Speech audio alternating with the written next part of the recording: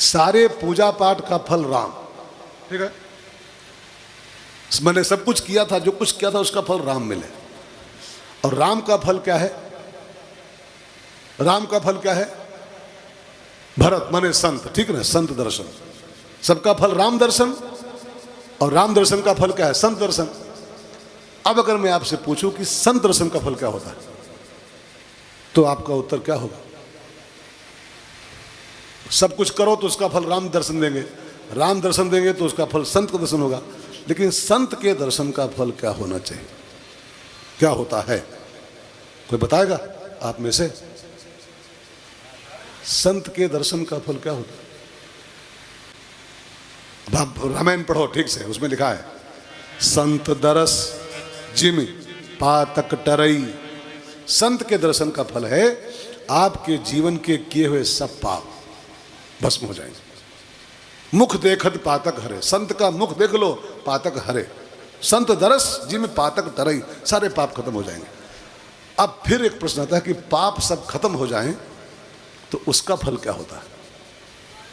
तो सुंदरकांड में लिखा हुआ उसका फल, सुंदरकांड में लिखा है कि पाप जब खत्म हो जाते हैं तब इंसान की भजन में रुचि पैदा होती है। भजन, जब तक इंसान के अंदर पाप कोई भी बचा हुआ है तब तक उसका कथा में, कीर्तन में, भजन में, नाम में इंटरेस्ट नहीं पैदा होगा। राम सुंदरकांड पढ़िए, लिखा है, क्या लिखा? पापवंत कर सहज स्वभाव, भजन मोर तेहि भावन काऊ। ये पापी आदमी का सहज स्वभाव होता है, उसको कथा कीर्तन भजन नहीं सुहाता। क्लब ले जाओ, बहुत इंटरेस्ट लेगा। किटी पार्टी कराओ, और कोई पार्टी, डांस पार्टी कराओ, खूब इंटरेस्ट लेगा, खूब कई घंटा बैठा रहेगा, कई घंटा खूब पकौड़ी खाएगा, खूब डांस करेगा। कई लोग हैं कथा के नाम पर, अरे तुम जाओ, हमको नहीं, हमको इंटरेस्ट नहीं, इसमें इंटरेस्ट नहीं। तो उसकी गलती नहीं है, उसकी अगर कथा में, कीर्तन में रुचि नहीं अंदर पैदा हो, इसका मतलब है कि पापवंत है वो, पापवंत है वो। रामायण में उसका नाम लिखा है बाकायदा, पापवंत कर सहज स्वभाव, भजन मोर तेहि भाव न। उसको मेरा भजन नहीं भाता है, उसको मेरा कीर्तन भजन नहीं सुहाता, कथा नहीं सुहाती उसको। तो पाप खत्म होंगे तो भजन में इंटरेस्ट पैदा होगा, ये उसका फल है।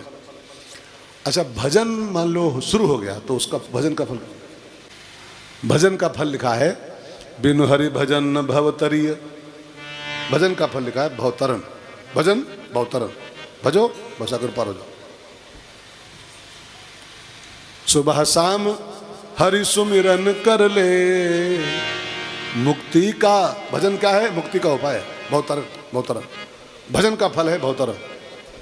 अच्छा, भवसागर में अगर तर गए तो उसका फल क्या है? स्विमिंग का फल क्या होता है? ताजगी। खूब थके हारे हो और कहीं स्विमिंग कर लो थोड़ी देर स्विमिंग पूल में, तो ताजगी आती है नहाने के बाद में। तो भवसागर में तरोगे, जब स्विमिंग करोगे तो ताजगी आ जाएगी। और ताजगी का फल क्या है? प्रसन्नता, हृदय की प्रसन्नता। और प्रसन्नता का फल क्या है? प्रसन्न चित्ते परमात्म दर्शनम। जब प्रसन्नता आएगी तब भगवान का दर्शन होगा। अब भगवान का दर्शन हो जाए तो उसका फल क्या है? तो फिर वही क्रम शुरू हो जाएगा। भगवान का दर्शन फल, सबका फल भगवान का दर्शन, भगवान का फल संत, संत का फल पाप का खात्मा, पाप खत्म तो भजन में रुचि, भजन का फल भवसागर तरण, और तरने का फल है ताजगी, और ताजगी फल प्रसन्नता, प्रसन्नता फल भगवान, भगवान का फल संत। ये पूरी चैन चल पड़ेगी, पूरी चैन।